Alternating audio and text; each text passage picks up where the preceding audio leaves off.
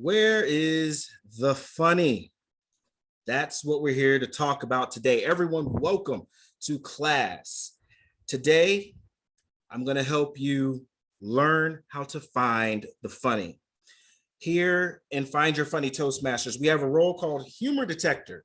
Raise your hand if you've ever been a humor detector. Okay, all right. Oh, okay. Yeah. Yes, quite a few people. I like it. Raise your hand if you haven't done humor detector because you don't know what you're detecting. Okay, all right. Here's my goal. I want each and every one of you to walk away from class today with the knowledge to find the funny in everything, or where the funny might not have actually made it, because sometimes things happen. Now, I'm an accountant. All of us need accountants. My friend Koki, aren't you an accountant, Koki? Do you like what you do, Koki? Koki likes what he does. Why? Because he's crazy, just like I am. I love a crazy guy. But here's the thing about accounting.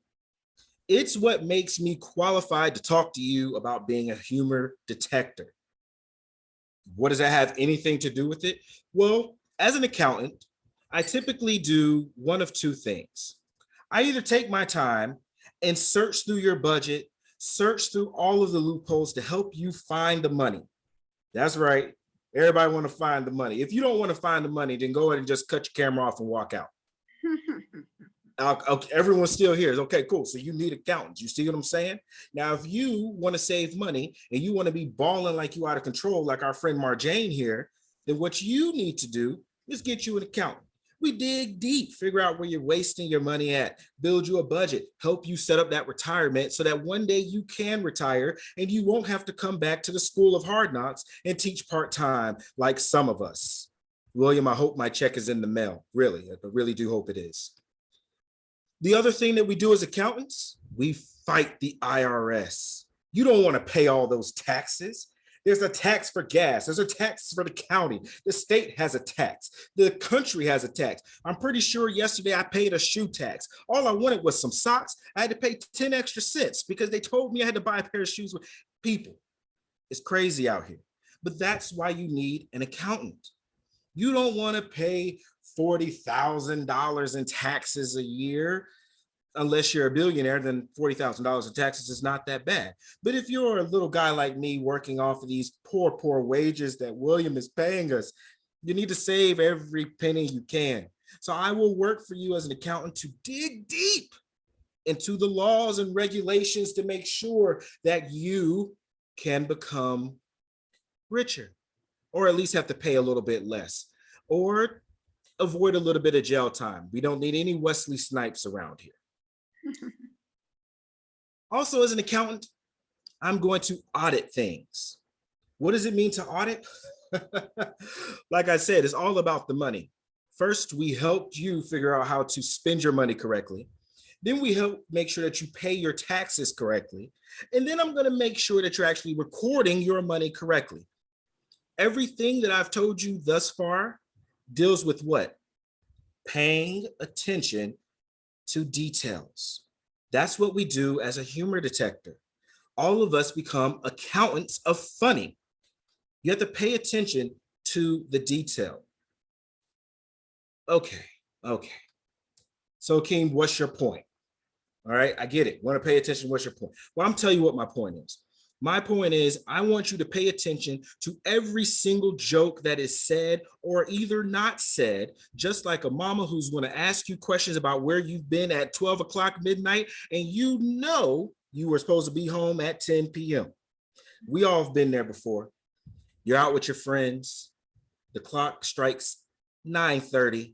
You're supposed to be home by 10, but you're just going to go grab a bite to eat. Then the clock strikes 10 o'clock and you're not home yet. So you have an option. You can go home and be a little bit late, or you can stay out a little bit longer, have some fun with your friends, because who doesn't want to do that, and get the same trouble at midnight that you're going to get at 10:30. We all make those decisions every day. You don't want to be that person. You want to be their mom. I want you sitting there on the couch with your candy cigarette in your hand, the lamp on, as soon as you hear that door open, you're just sitting there. Where have you been? Why did you do this? What did you? Those are the questions that we need to ask. If you hear a joke, ask, man, was that actually funny? Or if you hear something and man, that was great, I need to point that out. Those are the different type of things that you're going to be looking for as a humor detector. And don't be alarmed. I know Terry said that math was not her strong point, but Terry, I'm here to tell you that you can do it. Like I said earlier, if you can count money, you can be an accountant. You might not be great at it, but once you do it over and over again, I promise you, Terry, you will become great at it.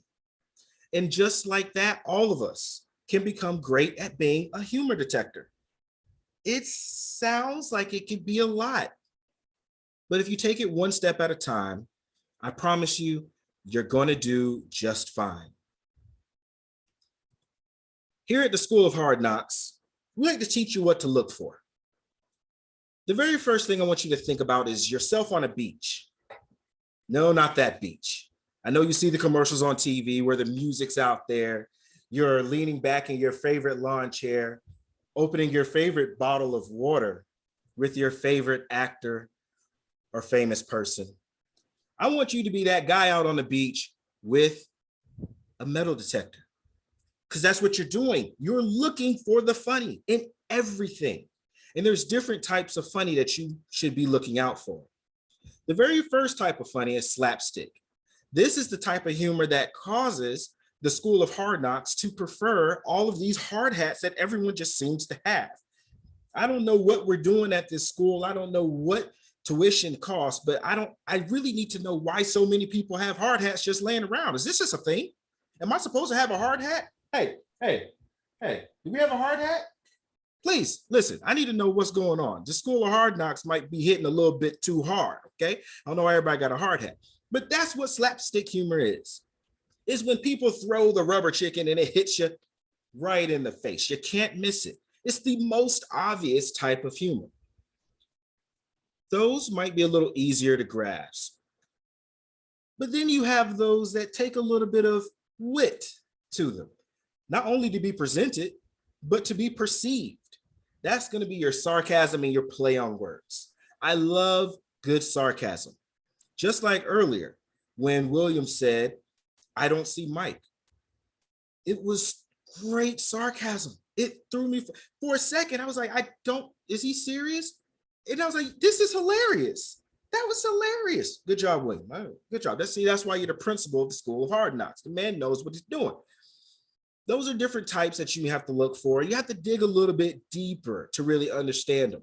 And you want to watch out for those because as we go down this list, they get a little bit more difficult to perceive or interpret. The next type of humor is dark humor. I love dark humor, but you have to be careful with dark humor. Dark humor can be perceived as funny or distasteful. As humor detector, it's your job to make that call. If someone does a dark humor joke, was it proper for the group? Was it something that everyone was kneel over laughing? Either way, you're going to make a note of it.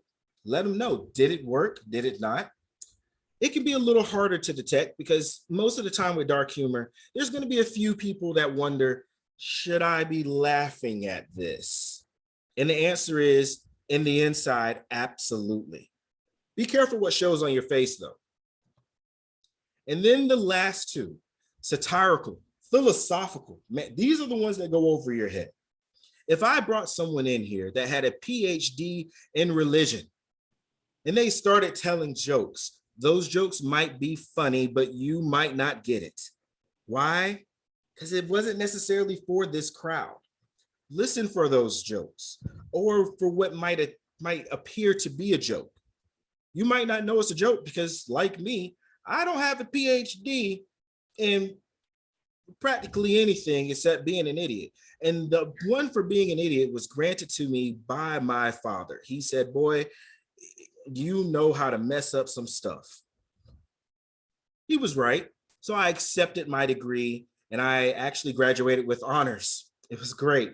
You can actually see my next course on how to be an idiot, and I'll be teaching that one too. I'll send you all a link so you can sign up for the course. But those are things you want to look for as a humor detector. You're not only looking for things that were funny, you want to look for things that didn't quite hit right. And you also want to look for things that could be just a tad bit better. What can you improve upon? We're in school, people. It's the school of hard knocks. We're not here just to say that that's an A or that's an F. Sometimes you get a B. And for any of you that went to school like I did, you know, C's and B's get degrees. But there are times where you bomb. It's bad. You crack a joke and no one laughs. The humor detector will probably look at you with one of these two faces. Either, what?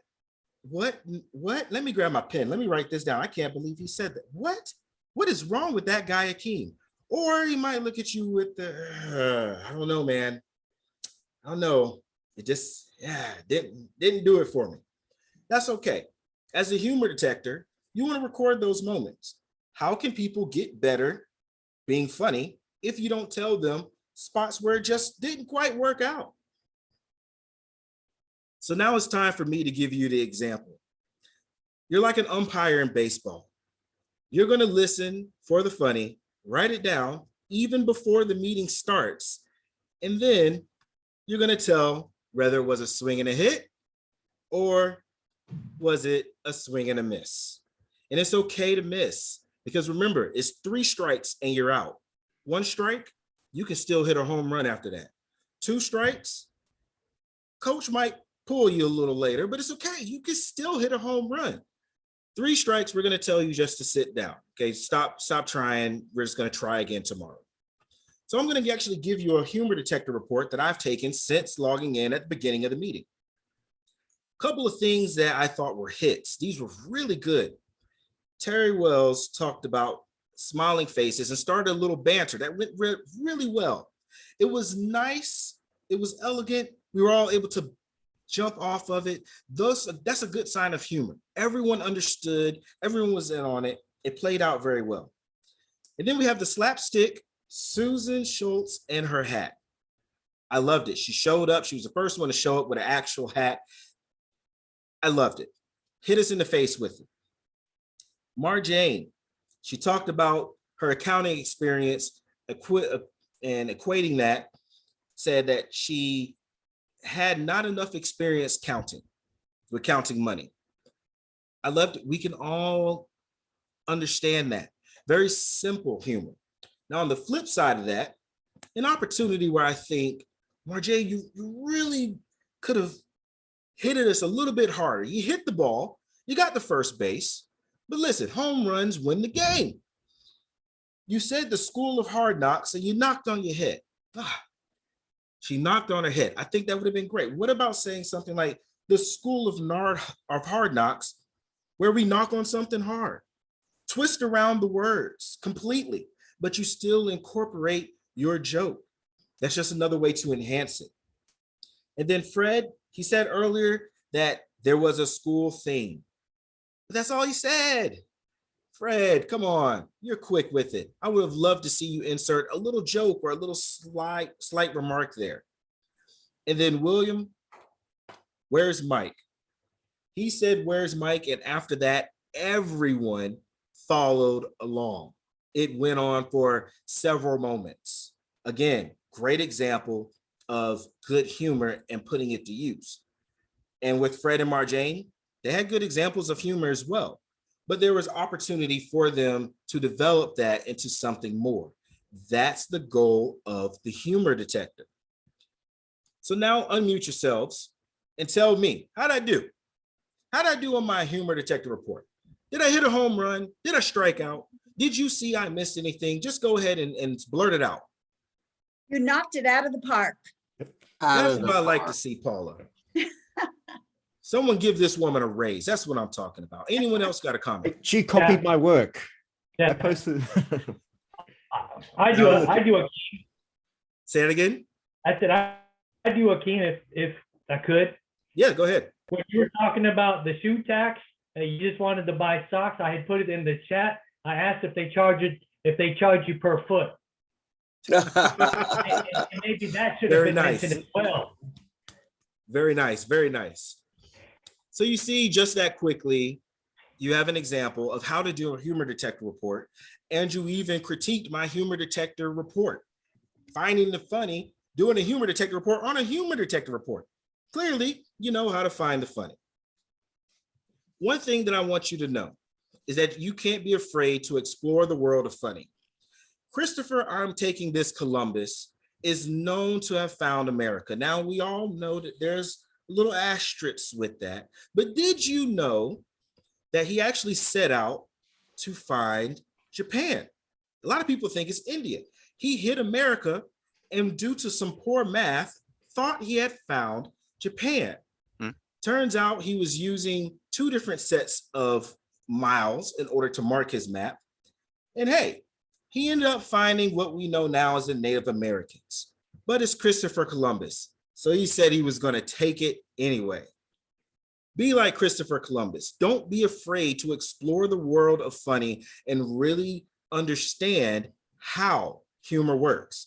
That way you can be able to detect it even better. So to recap, I want you to be a schoolyard snitch when it comes to being a humor detector. Write everything down. Even before the meeting begins, you show up early and you write it all down so that you can tell everybody what happened. The good, the bad, this can be enhanced. All of those different types of things. And give suggestions on how to improve. That is the key to being a great humor detector. And trust me, you can all do it. With that, are there any questions? Any questions? Yeah, did you plan on going for the 30 inning that you just did? Wait, did I plan on what? Playing for the 30 inning? I did not. I did not. Terry's flashing about 14 times a second with a red card. Yes, I tend to go a little bit over time, and I do apologize for that, Terry. I'm sorry. I'm sorry. But either way, are there any other questions? Anything that you have on how to properly be a humor detector, or what to do if you hear something and you're not quite sure? And again, if you hear a joke or you hear something you're not sure it was a joke, write it down, because that may have been a joke that didn't go over well, or maybe you found an opportunity to insert a joke.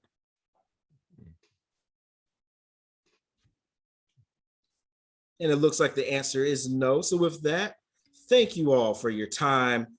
Welcome to the School of Hard Knocks, and you all pass the humor detector class. Mr. Master of Ceremonies. Thank you, Aakeem.